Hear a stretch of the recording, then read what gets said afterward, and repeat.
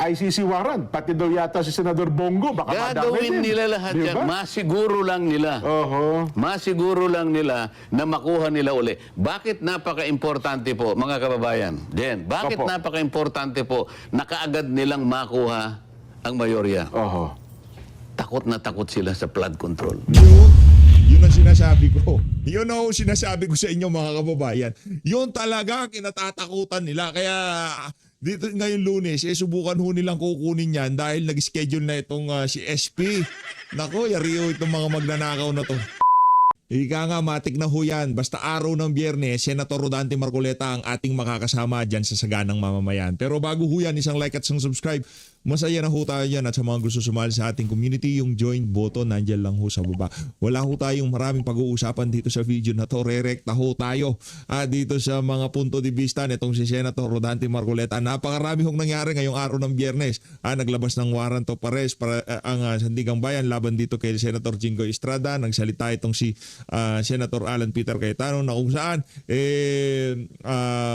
gumawa ng subcommittee para sa Blue Ribbon Committee at ang mamumuno dyan Senator Rodante Marcoleta. Kaya sa Lunes talagang balagbag ho ito mga kababayan. Umaasa yung mga 11 na senador na magkakaroon ng rigodon pero sa tingin ho natin malabong mangyari yan dahil dyan sa ika nga naging development sa panggigipit dito kay Senator Jinggoy Estrada. Hindi ho siya kulong, nakapagpiyansa ho siya kaya naman ang ating mga kababayan na taga-suporta niya dito sa PH Update dahil sa nakikita nilang paninindigan dito sa senador na to, tuwang-tuwa ho doon sa ating pinost kaugnay dyan sa naging development na yan. Rekta ho tayo dito kay Senator Rodante Marcoleta, makibalita ho tayo kung anong sino-sino yung mga ipapatawag dyan sa isasagawang hearing sa susunod na Webes dyan sa Blue Ribbon Committee sa Senado. Game! Jen at ating mga taga-subaybay. Parang itong si Sendante, ganadong-ganado na Tsura pa lang parang alam ko na talagang makakamtan na ng sambayan ng Pilipino yung inaasam-asam nating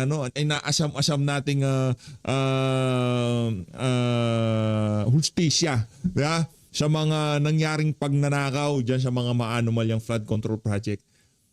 Sa ayaw at sa gusto ng administrasyon na to, hindi man ngayon, lagi ko naman sinasabi to, kaya pasalamat ho tayo sa Panginoong may kapal dahil nangyayari itong mga bagay na to. Ang sinasabi ho natin dito sa PH Update, naniniwala tayo kung hindi man ngayon mapag-uusapan kung sino ang mastermind at talagang mapanagot yung mga mastermind na yan dyan sa mga maanumalyang flood control project. Sa susunod na administrasyon, hahabulin din ho sila dahil hindi ho biro ang ginawa ng administrasyon na to sa kaban na sambayan ng Pilipino. Trilyon ho pinag-uusapan dito, hindi daang milyon Trilyon ho. Okay, trilyon. Ayaano muna natin mag-sink in sa utak ng ating mga kababayan yung trilyon na yan. Okay? Ganon ho kalaki. 1,000 billion.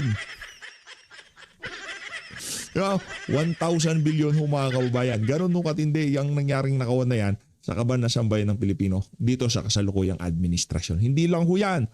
PhilHealth, naibalik na ba? Naisoli na ba ang pera? Sabi ng Korte Suprema, isoli daw. Yan nangyari. Sinoli na ba? Ano pa? Ginto, sinong bumili? Saan na putay na pagbentahan? Nako, napakarami yung pananagutan ng administrasyon na to. Kaya ito RAL proyekto na to, may kalalagyan ho lahat ng mga gabinete ni Marcos Jr. Mula kay Ralph Recto hanggang kay Amina Pangandaman hanggang kay Cabral, wala na si Cabral, wala tayong magagawa dyan. Sumalangit na no? At tayo dito sa PH Update, ang lagi natin sinasabi dito, huwag na nating hintayin na magkaroon pa ng panibagong Cabral para talakayin natin itong mga maanumalyang flood control scandal na to.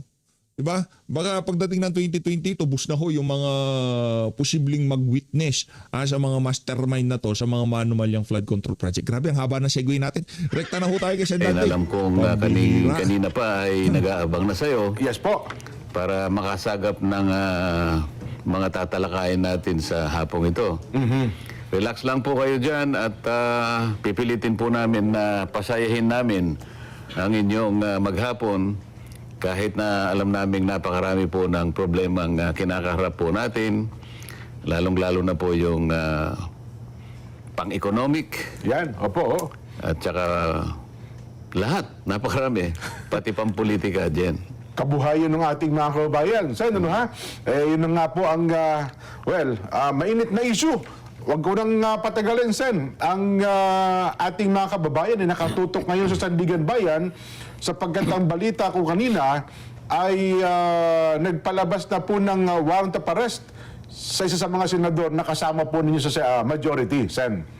Senator Jinggoy Estrada. Totoo yan, Jen. Kanina ay pinaalam nga sa amin ng ating kasama, Senator Jinggoy, na Opo. yan nga po, nag-issue na ng warrant of arrest ang Sandigan Bayan. Ngunit ito ay tungkol sa isang graft case niya. Hindi pa po Ito ito plunder. hindi ito yung plunder, kaya dito ay pwede siyang makapagpiyansa para sa kanyang temporary liberty. Opo. Pansamantalang Yan naman kanyang ginawa ngayong hapon. Dahil sinabi namin sa kanya, mabuti pa ay ikaw nang pumunta roon at magpiyansa ka na. Sapagat hanggang alas 5 lang ata o alas 4 ang opisina ng ating Sandigan Bayan. So yun pala yung kalilina kasi akala namin, Sen, ang balita kanina ay plunder case. Kapag ka plunder kasi, Nobel recommended. So itong inilabas na warrant ay may kinalaman lang sa graft case po niya. Pinaghiwalay yata, Pinaghiwalay Jen, pala. sa Makati. Dito ay ibang Kaso. Hindi, ibang division. Di ba, ibang division Iba-ibang division kasi ng Sandigan Bayan. Siguro ito isang division, pangalawa yung plunder, baka ibang division naman. Ayun. So, isa hong malinaw ha, kaya ipinapakita natin yung video kanina sa Sandigan po yon, live mismo, available sapagkat ang naunang naglabas ng warrant ay tuhong kaso niya na may kinalaman sa graft, Sen. Pero Jen, hindi lamang yan ang gusto nating sabihin. Opo. Ang mas importante dito ay yung nagaganap sa likod ng pangyayari na yan. Bago sampahan si Senator Jinggoy ng kahit anong mga kaso, graft, plunder at kung ano-ano pa. At bago pa mag-issue ng warrant of arrest na kagaya nga ng nangyaring hapon na ito, Opo. baka hindi alam ng mga kababayan natin kung ano ang mga nangyayari sa likod bago naganap. Ang natatandaan ko dyan, Sen, ako, nung nagkaroon po ng botohan kayo sa Senado at nakuha ng grupo po ninyong majority, doon, nung bandang hapon na yon, Sen, ay doon bigla naglabasan ng mga kaso nitong Senador Jinggoy Estrada na ang sabi niya ay maglalabas daw po ng kinalaman sa kanyang plunder case nung kayo po na ang majority. Kasama Ganun niyo na. po sa majority. Napansin nyo rin yata yun. Yes po. pansin Marami na pansin, Hindi sir. lamang si Senador Jinggoy, si Senador Joel, ganun din. Ganun din. Opo. At ngayon, mababasa mo, mukhang nasa preliminary investigation stage na yung kay Senador Cheese. Ayan, At opo. maging ako naman, alam na ninyo, di ba? Ay, opo, oo. Pero pag-usapan muna natin yung kay Senador Jinggoy. Meron ho bang Kaya mga... ako sinasabi na baka hindi alam, kailangan ipaalam natin sa mamamayan Yan. kung ano ang dinanas na pressure? Ano ba? pressure ni Senador Jinggoy hanggang sa umabot nga siya sa ganyang kalagayan. Ganun ho ba? Kasi hindi naman nagsasalita si Senador Jinggoy. Talagang halos minuto, oras-oras, kinakausap siya na kumalas siya doon sa 13. So, may tumatawag po sa kanya, may kumakausap, personal, telepono, ganun po. Lahat ginagawa. Pambihira. Lahat daw ang ginagawa. Ano ba yan? Ito naman para sa mga para sa mga taga-minority, tigilan nyo na yan. Pagkatapos nyong binuwisit-wisit ng majority, pagkatapos nyong mag-walk out na para kayo mga bata, para kayo mga may period. Diba? Pagkatapos yung ginawa yan, tapos sasabihin nyo, liniligaw-ligawan nyo itong mga, mga senador na nasa, mga siraulo ba kayo? Kayo para doon sa 11. Sabi nila, Jinggoy, napakasimple lang ng problema mo. Okay. Wala ka ng kaso basta kumalas ka lang dyan sa 13. Takpo, ay mabigat. Ngayon, Pressure nga yan. Nakita mo naman, ginagawa nila lahat. Ang magagawa nila, magpe-press con sila kung anong nilalabas sa social media. Kanya 3 araw lang yan, 1 week lang yan, makukuha namin uli yan.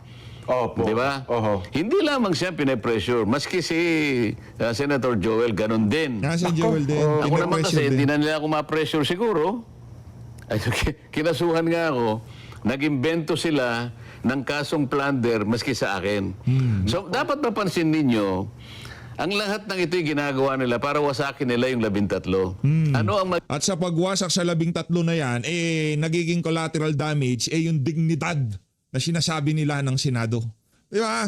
Ang nangyayari dito, kunya alimbawa, itong si Senator Jinggoy, merong mga ganyang klaseng alingas-ngas o panggipit na ginagawa sa kanya. Kanino integridad ang nawawasak? Di ba ho mga kababayan? Yun eh. Pambira talaga itong mga... magiging dahilan dyan? Ano ang magiging resulta niyan kapag nawasak yung 13? Oho. Eh di sila na uli. Ah. Ano ngayon ang mangyayari kapag sila na uli? Walang blue ribbon Tatakpan na yun eh. naman nila yung flood control investigation. Nako, na Blue Ribbon Doon lang tayo Committee. napupunta rito eh. Doon lang. Oho. Hindi sa impeachment. Wala ho tayong impeachment na pinag-uusapan. Alam nila wala ang impeachment. Walang bitaw yung impeachment na yan. Hindi tatagos yung impeachment na yan. Yan ho ang ating sigurado dyan.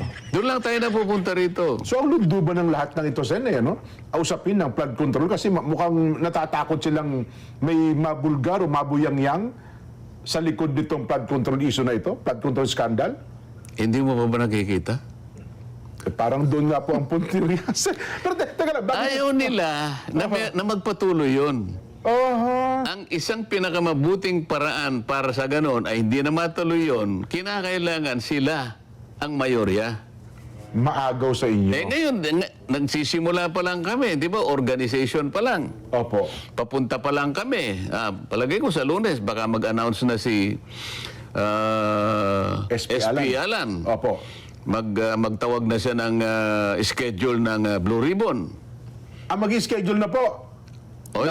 Baka Lunes mag-schedule siya. Ayan, naku. Kasi alam mo, kinakailangan niya mag-schedule kasi hindi naman kagad nagagawa yun dahil sa Oho. kinakailangan naming masatisfy yung notice. 3 araw ang notice kasi, Jen. Tama po. Bago makapagpatawag. So, alimbawa, gusto niyang magpatawag ng Webes o ng dapat Biyernes. Monday pa lang. Monday, ilabas na yung mga notices. Kung At sino-sino. pagkatapos, ino-notify lahat yung inaakala niya na dapat ay maimbita at sila ngayon ang humarap sa pagkakataong ito sa pagpapatuloy ng investigasyon. Oho. Nako, balikan ko lang sa inyong kay Senator Jinggoy. Kaya pala nung kayo na maging majority, parang may lobas sa social media, ang pinapipili daw prinsipyo o plunder. Ay, Totoo mukhang yun. nanindigan sa prinsipyo ata si Senator Jinggoy. Totoo yun. Alam mo, kaya ito gusto ko sabihin, hindi naman dahil sa kaibigan ko siya. Ano? Opo. Nakita ko rin naman yung pressure na ina-apply sa kanya. Kahit sino siguro, tao ka lang naman eh. Di ba? Lalong-lalo na kung alam mong wala ka namang kasalanan at plunder ka agad ang Ikakaso sa kanya. ikakaso sa'yo. Alam mo naman, kahit ano pang pangangatwiran mo sa ilalim ng kanilang pagpo-prosecute na ito, wala kang kalaban-laban eh. Opo. Wala kang kalaban-laban. Kapag pinail nila sa Sandigan Bayan, arestado ka kagad, kulong ka kagad, ganun kasimple. Ang mangyayari ron, nahiwalay nila sa amin, hindi siya makakapag-attend ng hearing. Opo. Yung mayorya, malulusaw nila. Yun ang kanilang pinupuntahan. Ngayon, pag-isipan po ninyo, kayong mga kababayang nakikinig. Talaga bang interesado sila na i-prosecute si Senador Jinggoy? O interesado lang silang maibalik yung mayorya sa kanila? Kasi kung talagang may kasalanan yung tao, ba't kinakailangan mong gipitin? Ba't kinakailangan siyang umalis? Oho. At sasabihin mo sa kanya, para hindi ka na mahirapan. Ikaw naman, ilang beses ka na namin kinukumbinsi. Kung malas ka lang sa kanila, wala ka ng kaso. So ano ba talagang gusto nila? Ang tindi pala. Gusto ba nilang malinis o may katiwalian sa nagaganap sa ating bansa?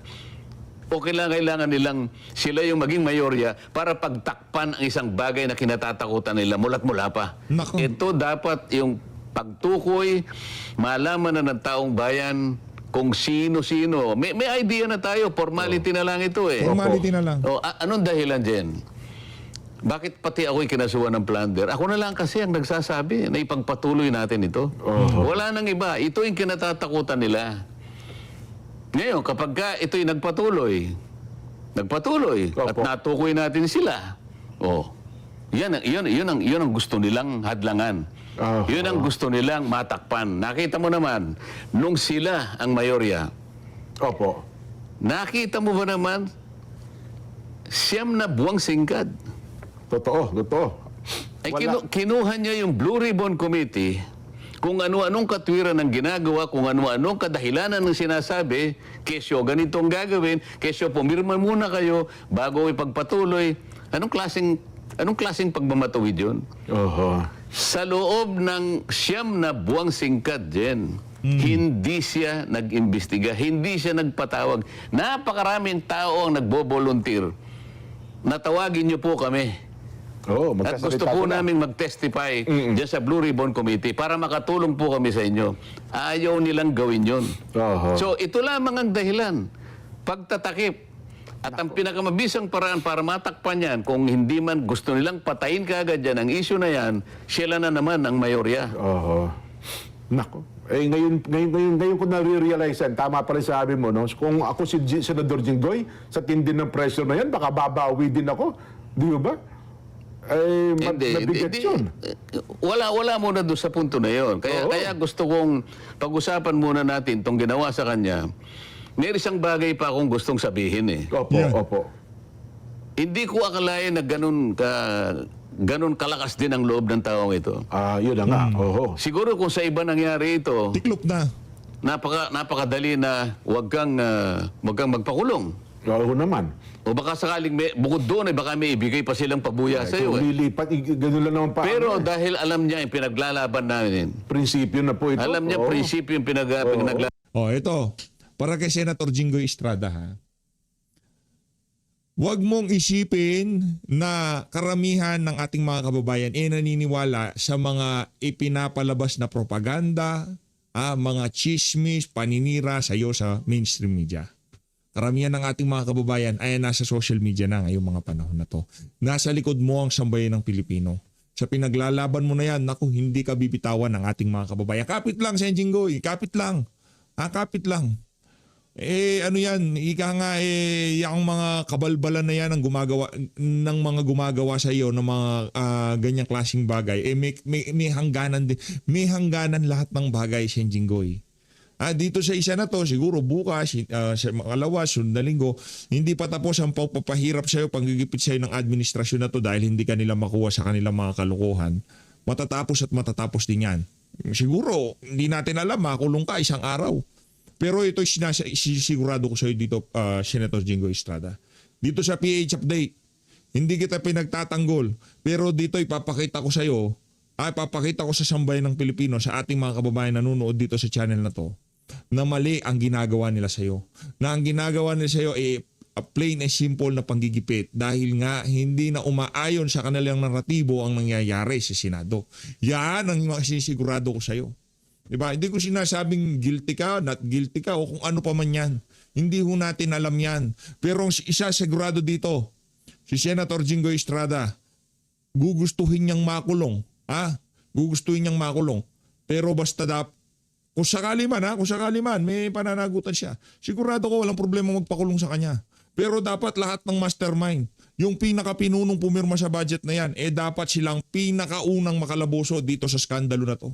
Kasi unfair ho nangyayari ngayong mga panahon na to. Pantagin nyo, Jinggoy Estrada.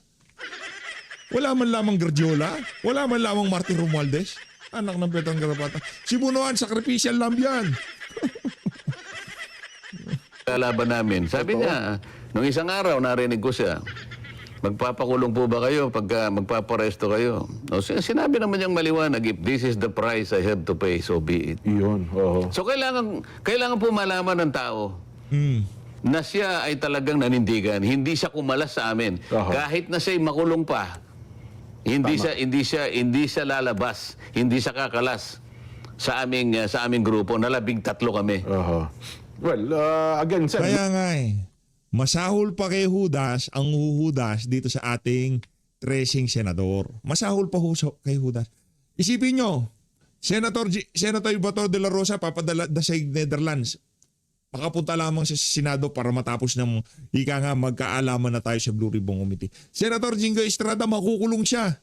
Tapos ikaw, na ika nga yung panggigipit sa'yo hindi kasintindi ng dalawa na sauna tapos bigla kang titiklo para lang mapagbigyan ng gusto ng nasa mga siraulo sa Malacanang. Anak ng Petrang Garapata, mali na ho yun, mali na yun. Liwanagin lang natin, hindi natin binabanggit ito, kundi parang kampiyan si Senador Jinggoy para sabihin wala siyang kasalanan, may kasalanan, kundi ang ating binabanggit, yung paninindigan niya doon sa kanyang prinsipyo Yung paninindigan niya, Yun. binabanggit natin sapagkat Opo. alam namin at sinasabi niya sa amin, araw-araw na lang. Siyang sinasabihan, Tinatawagan, no? Gusto mo pa bang makulong samantalang ito lang ang pakiusap namin sa'yo? Oho. Oh. Ayoko nang banggitin ang mga taong tumatawag sa kanya. Nako. Sinasabi niya sa amin, tuwing magmi-meeting kami, kani-kanina lang, nag-meeting kami uli. Opo. Bago siya pumunta ng Sandigan Bayan para magpiyansa, magkakasama kami uli. Oho. Malungkot siya, bakit hindi? Totoo naman. Oo, Tao ka lang naman eh. Oho. Oh. Ngayon, tingnan mo yung ginawa nila sa akin, Jen. Yan. Opo. Ako, hindi nila ako kinakausap for obvious reason. Di ba? Anong ginawa nila? Hindi nila kayo mapipressure. Nag-invento sila. Oho. Saan ka naman nakakita, Jen? Para sana maintindihan sana ng mas madali. Opo, ng ating mga kababayan. Kasi kahapon, yung assistant ombudsman, na nakita ko siya, nagpa-interview na naman siya sa isang Opo. istasyon ng television, na tinatanong siya, bakit po ninyo, pati si Senator Marcoleta, kinasuhan nyo ng plunder? Oho. Kasi po kahit ako, parang hindi yata yun kasi contribute. Yun ang tanong sa kanya, Yun naman, donasyon ng mga kaibigan niyang Hindi naman private pera funds ng naman gobyerno yan. Tapos sinabi niya, hindi, kasi kahit private funds kasi, kapag yan ay binigay na merong pangako o kung ano mang pabuyang parang ibigay niya dahil meron siyang opisina, ganyan.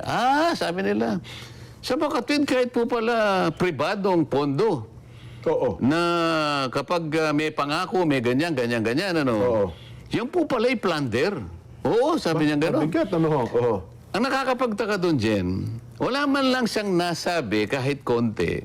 Kasi kailangan mong establish ito Siyempre po, establish mo yun. Oho. Kung walang kaugnayan yung pondo doon sa sinasabi mo, baka nag-speculate ka lang, baka inaakala mo lang, baka nangako ito ng kung ano-ano, Oho. na maaaring sa pangako na yon, maka-influensya. merong madadamage ang gobyerno, Ayan. o madadamage ang serbisyo na para sa mga tao. Oho. Yan ang kasi pagka ganun, corruption yun eh. Ayun, opo. So opo. kinakailangan mong i-establish yung connection nung pagbibigay nila ng tulong sa iyo, dahil kampanya kasi ito diyan, ito yung sinasabi ko campaign yan. Noong mga panahon kailangan mong ikonekta. Pinakikinggan ko siya, wala man lang siyang masabi na koneksyon. Oho. Pagkatapos, bumalik na naman sa iba. Alam mo, kanya, ang plunder kasi, kaya mas marami yung napagtatalo kami, sabi siya. Mahirap kasi kanyang i-prosecute ang plunder. Kaya, alam mo kasi, pag plunder kasi, corruption yan, katiwalian. Oho. Talagang wala kang makitang resibo, wala kang makitang Walang paper trail. Opo. Ganyan, kasi plunder nga raw, pag Kaya napakahirap corruption. talaga. Opo. Ngayon, ang sinasabi nila, siya inamin niya eh. Siya mismong nagbigay ng katibayan. Sa palatuntunan natin ito, sa Sabi niya, parang admission against interest. Tingnan mo itong mga taong ito. Siguro para sa mga kababayan nating nag-iisip. Yan. Si Senator Marcoleta, kumandidato ng 2025 election. May kaibigan siya, tumulong sa kanya. Nagkataon kasi yung mga tulong na binigay ay wala pang campaign period. Hindi basta, opo. Pero yung tulong na yon ay sakop ng election period. Ang election period kasi, Jen, ay 1 year before the election. So Yes, isang po. taong singkat yun, ano? Opo, oo. Pero yung campaign period, magsisimula ng February 11 90 days ata national. hanggang 90 days yan. Opo, 90 days, Hanggang opo. sa ikaw ay manalo na, ano? Ngayon, so sabi ko, ang trato ko dyan donation kasi wala pang campaign period. Opo. January. Ang campaign period kasi February 11 ang umpisa. Opo, oho. Dapat, kapag binigay during the campaign period, contribution. February 11 Ngayon, pataas, opo. nang submit ako ng SOSE, liwanagin natin para makita ng mga kababayan natin. Doon sa SOSE ko, sinabi ko, ang aking expenditures, yung ginastos ko, Opo, sa kampanya. 112 million pesos. Opo. Okay. Oho. Ngayon, sinisita nila ako, paano ka makakagasta ng 112 million? Tiningnan nila yung SALN ko, yung net worth ko is only 52 million. Mas malaki ang yung ginastos mo. Teka mo na, ito lang ang pera niya. Saan siya kukuha ka ng Ng 112 billion. 112? Oho. No, sabi ko, hindi mo na kumikibo nun dahil hindi ko na pinapansin noon di ba? Opo. Nung magpasya na ako mag-explica sa Comelec dahil sa binigyan ako ng parang isang magpaliwanag ka, sabi niya. Opo, ipaliwanag niyo po yung side ninyo. Opo, Bakit yun ito? hinangan ako ng kaukulang pagpapaliwanag.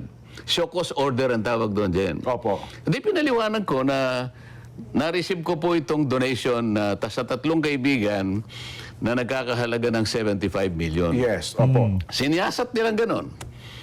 Sa batas kasi natin, sabi kong ganon, at yun naman ay pinagpasyahan ng Korte Suprema, kapag labas sa sa campaign period, Campaign period, opo. pwedeng donation yon. Okay? Opo. At sabi naman ng Supreme Court sa kanyang pagdidesisyon, hindi pa siya kanya kandidato noon. Ayun. Magiging kandidato lang siya pag magpa-participate siya during the campaign Campaign period na. Okay. Opo. So, nung makita ng Comelec, wala kanya siyang Oh. wala siyang kasalanan dyan. Walang- Maayos ang kanyang pagpapaliwanag. Ang bumoto dyan, 6-0. Opo. Ibig sabihin, halos silang lahat. Lahat ng commissioners Kaya lang siguro 6-0 kasi yung chairman nila, hindi siya nag-participate. nag-inhibit yata siya. Baka Opo. kung hindi siya nag-inhibit, 7-0. 7-0. Ang ibig sabihin, maliwanag sa Comelec na nagtapat lang ako. Ngayon, Naging transparent kayo, Sen. Opo. okay. So, 112 million ang ginastos ko. Ito na naman ang banggit ng Sandigan Bayan. Sige, palagay mo kanyang, kung na-receive niya kanya 75 million, bakit nung isubmit niya yung SALN dated December 31, 2025, opo. ba't di niya nilagay sa SALN yung 75 million? Hindi ayan nag-reflect doon sa salin Ba't ninyo. hindi niya na-reflect? Opo, oo. Paano ko naman i-reflect, mga kababayan? Ginastos ko nga Oho. Hindi nyo naman asset yun Hindi naman kagaya ng iba. Baka yung iba nga, baka sila yung nabigyan. Aha. Pero hindi ginastos. Baka yun ang problematic. nabigyan. Tingnan mo dyan. Yung binigay ba Sen Dante na nakalagay sa maleta? Yun talaga hindi nila gagastos yun. Gastos yun. At untraceable yun, di ba? Walang paper trail. At kung kinukwento to, kapag ka pala ikaw ay nagtatapat sa ngalan ng transparency, lahat kailangan ipagtapat mo. Diba, papaplander ka pa Oho. Yung mga hindi nagtatapat, yung nagtatago ng resibo, kaya hirap na hirap ang Sandigan Bayan, yun ang pinipilit ng Hindi i-plunder. nagdeklara ng totoo. Oo. So kung hindi ka nagsasabi ng totoo, mapaplander ka. Pag nagsasabi ka ng totoo, ipaplander ka. Ay, saan pupunta yung tao dyan? Ilan kayang kandidato magmula noong 19 kopong-kopong Aha. ang humingi ng tulong sa kanilang kaibigan o lalo na sa mga oligarchs na yan ang pinangakuan nila. Opo. Ilan kaya ang kinasuhan ng plunder?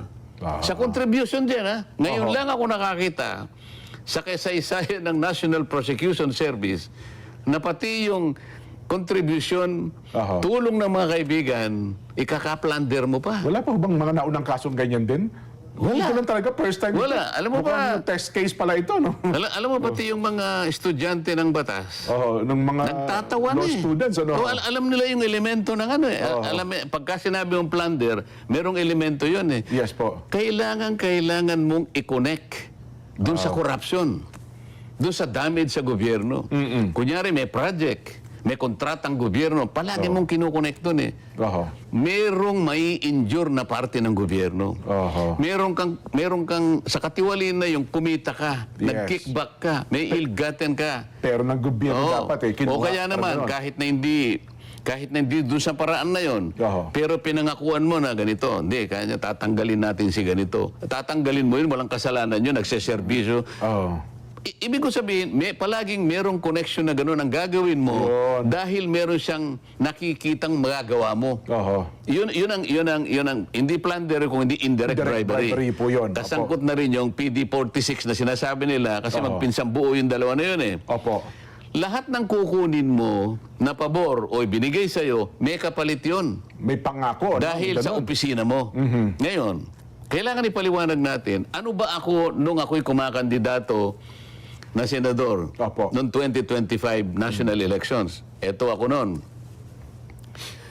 Magtatapos ang aking term June 30. Opo, last term nyo nun as congressman eh. Last Opo. term ako. Opo. Gagraduate ako. Last Matatapos termer. ako June 30, 2025. Yes po. Bago ako kumandidato, Jen, nasa 19th Congress ako, bago pumasok ang January 2025, na kung saan doon nila ako binigyan ng pantulong, Oho. panggastos ko, sino si Rodante Marcoleta? Si Rodante Marcoleta ay congressman Opo. na tinanggalan ng mga Nako, ng lahat ng mga komite, committee. opo, commission on appointments. Halos lahat sa ng inyo. kasama ko, kinalaban na ako.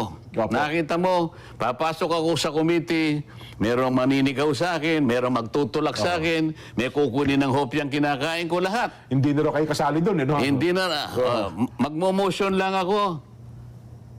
Your Honor, I'm sorry, you cannot make any motion because you are no longer a member of this committee. Yes po. Kailan po ninyo ako tinanggal? Oho.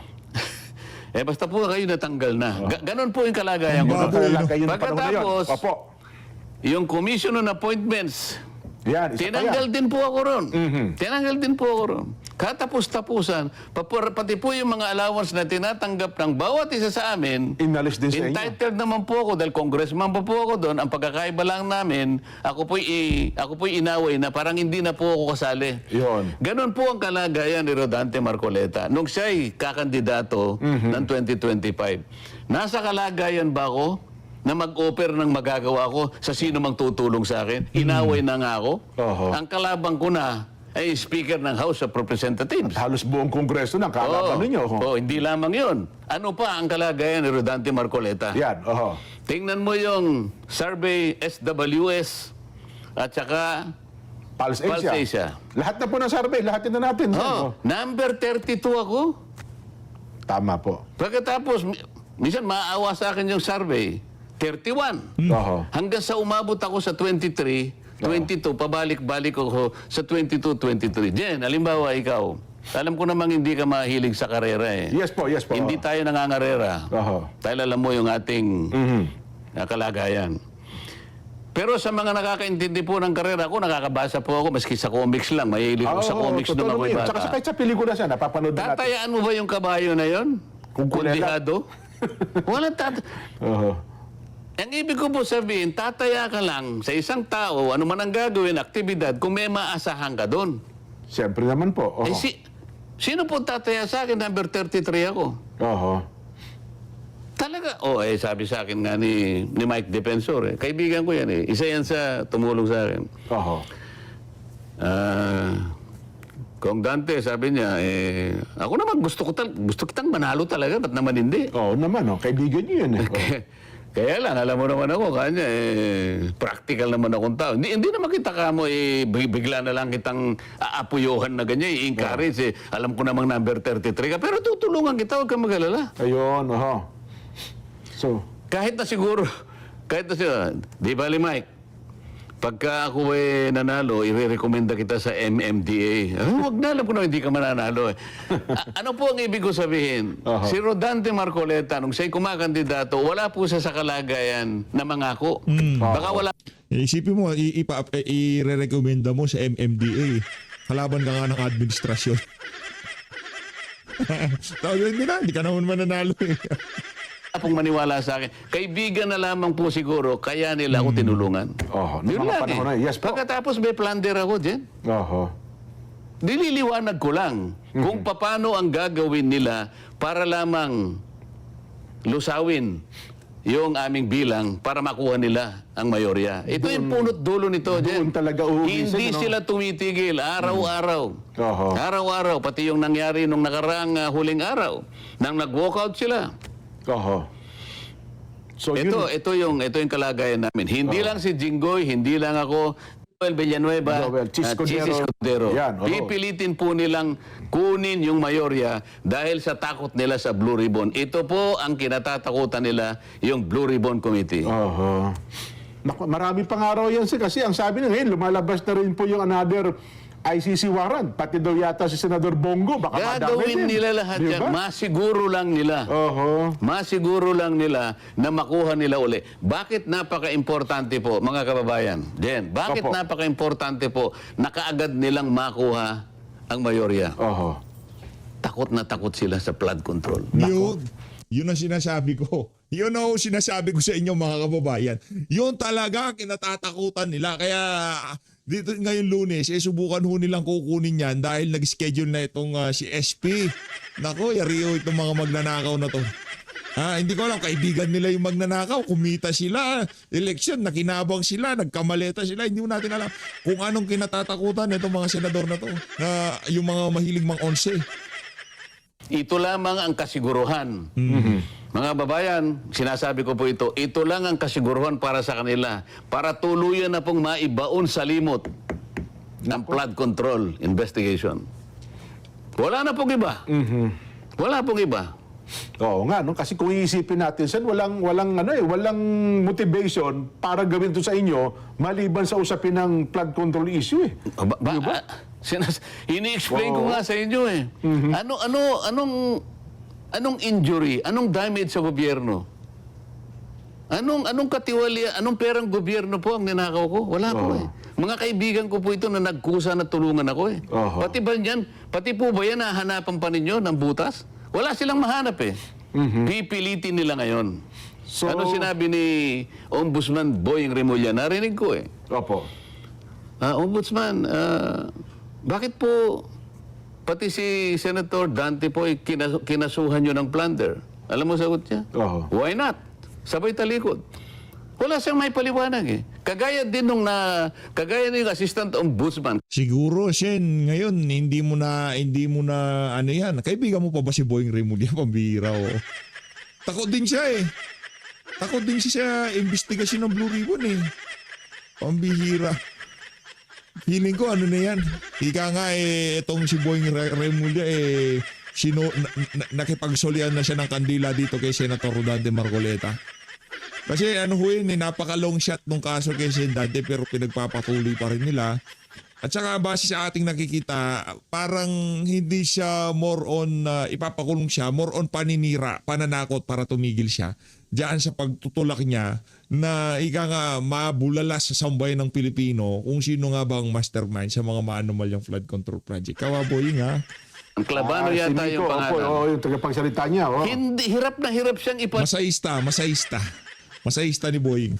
ipaliwanag pa paano magkakaroon ng kaugnayan yung pagbibigay sa akin ng tulong ng mga kaibigan ko na ikapagkakaroon ng disgrasya sa gobyerno. Opo.